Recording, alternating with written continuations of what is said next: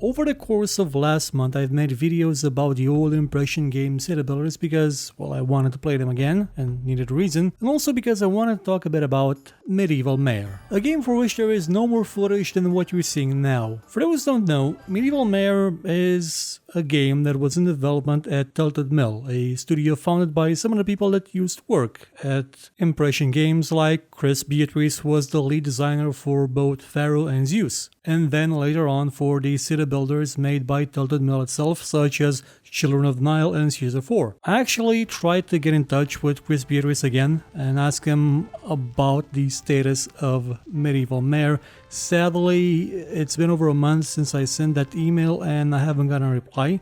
So I'm hoping that means that they're working on the game and just didn't notice the email. I also hope Anachronox 2 gets announced tomorrow. I've been hoping that for many years. But I was hoping at least to get a clear picture of the state of the game, whether it is cancelled, completely dead, or still on hiatus. Medieval Mare was announced in the year 2012, sometime in October if I'm not mistaken. I was very excited for the announcement, so I sent a bunch of questions to the studio and Beatrice answered them all. And I'm very thankful for it. You can still see the interview on gamesarena.ro, which is the place I used to work at, and it's the basis of the Wikipedia article of Medieval Mare. It's pretty much this day the major source of information about the game, which to me, got used to not being really taken into account by anybody I sent emails to ever. That's something big. Like, that's amazing. Not only was I one of the first people to contact them and they answered, but this article, this interview, helped other people. It's something that was informative to many others. It's also kind of sad that not a lot of people,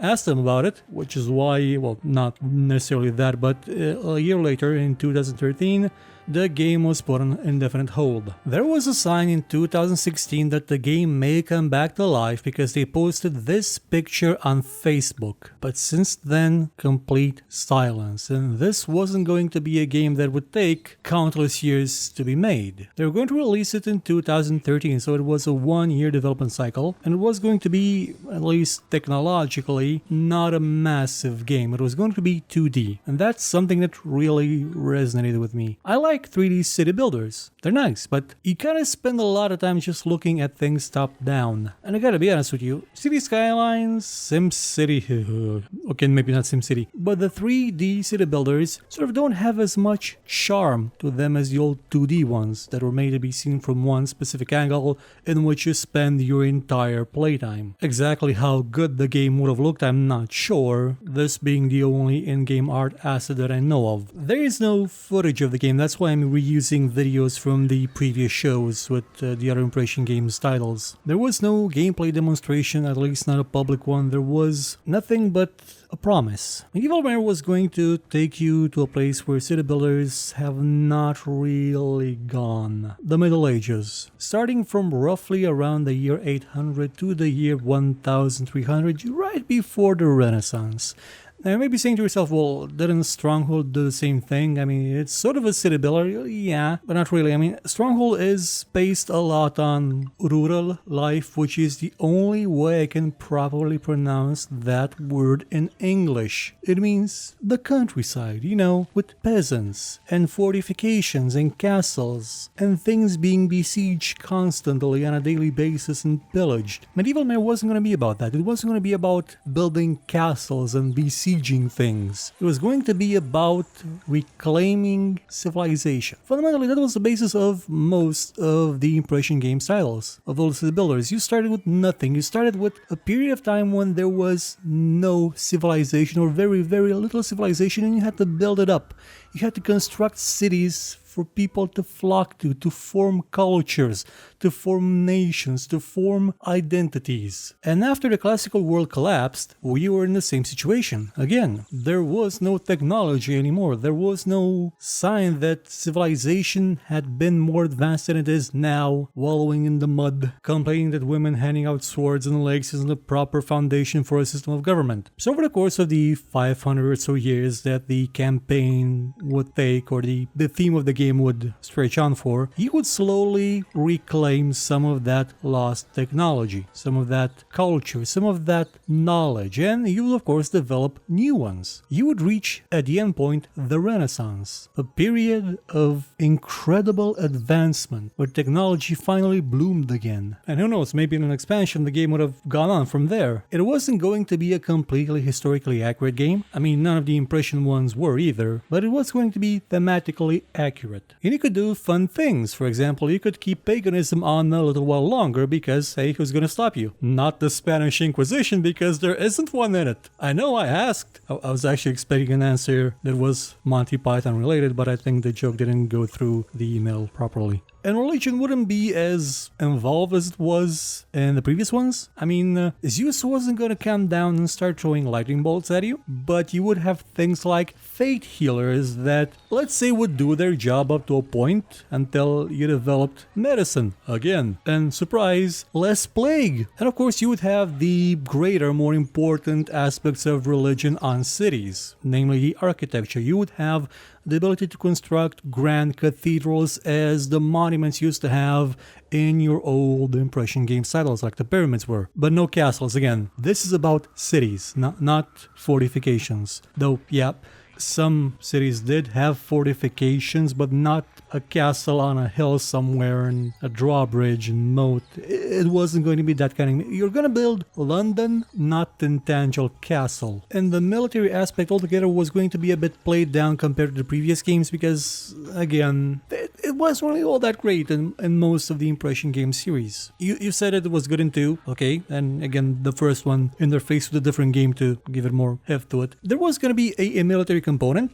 where you would have to support the crown in its attempts to go conquer someone else, but it wasn't going to be all that involved. Instead, you would spend your time building cities through a campaign that would let you both build a city and go to another place and build another city. Basically what you've seen in Emperor, what you've seen in Pharaoh, it was going sort of in the same lines, but with no multiplayer this time, instead there being the option of enabling sort of score challenges for the people you know, so that you could see who could make the best city on a certain map, for example. I think that's what they were going for. But most importantly, the game was going to have what sounded a bit like an upgrade of the walker system. Now this is an important bit because the previous games that were made by Tilted Mill use a more of a pseudo walker system where the ranges of the buildings themselves matter more than the people walking the route. This is going to be a comeback of the classic recipe from the Impression games era, where walkers would go around, visit buildings, and if the buildings needed that walker, then yeah, that building would evolve. There's probably been more discussion about this topic than any other relating to the game. One of the few, I mean very few, like there's just 2 of them, posts about the development of the game is about the walker system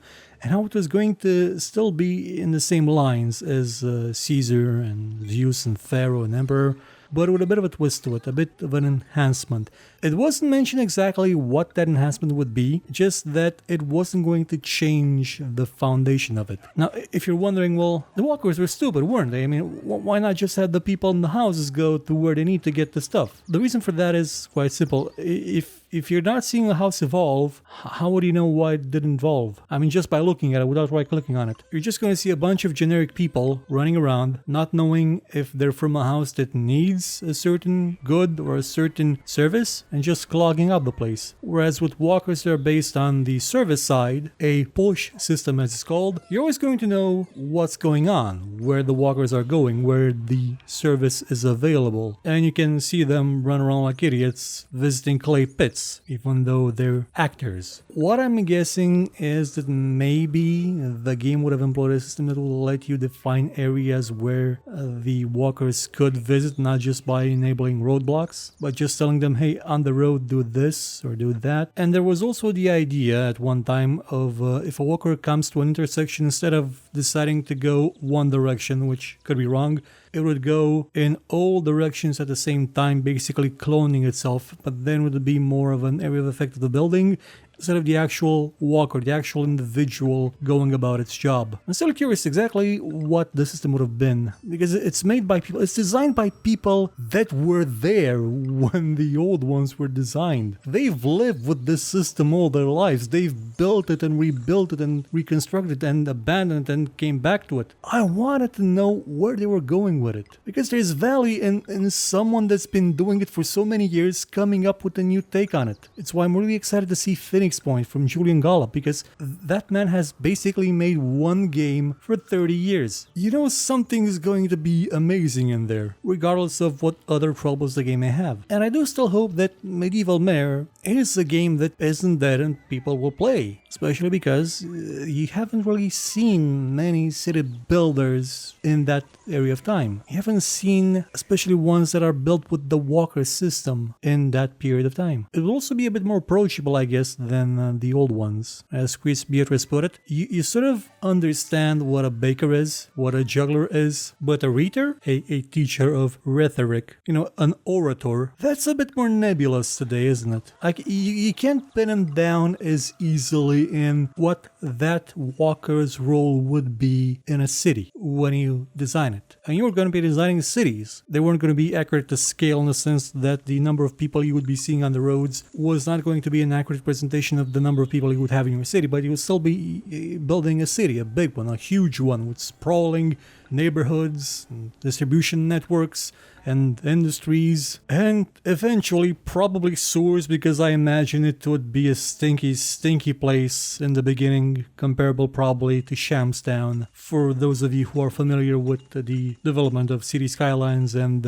how not everybody at Paradox knew how to play it properly. Maybe one day we will see Medieval Mare again. I don't know at what form, I don't know at what platforms. Initially it being developed for the PC, with a possible port to tablets once the UI issues got worked out. It wasn't going to be one of those awful place of building, wait 5 months unless you pay $5. No, it was actually going to be a real city builder on tablets, which is something we don't really have yet. When you think about it, there are not a lot of city builders on tablets, like real proper ones that I can think of. The closest that comes to mind is the PC port of Roller Coaster Tycoon. That's not technically a city builder, though you can basically run Caesar 3 through I think there was an unofficial port for it that didn't necessarily work well, but it's there if you want to try it. And so ends this year's edition of me talking about a bunch of city builder games, especially old ones. If you're in the mood to see someone talk about more recent city builder games, I suggest you check out Steven Nonsense's channel. He's our friend. He's done actually some shows for this channel as well. Go over to his channel and check out the stuff he does with more recent city builders and a lot of stuff involving RPGs and tabletops. Also, make sure to come back next week to this channel, because we're going to start a new series that's going to last the entire month. It's going to be a history series again, but it's going to cover a single series of video games. One that you could say is having a hard time surviving right now. Goodbye.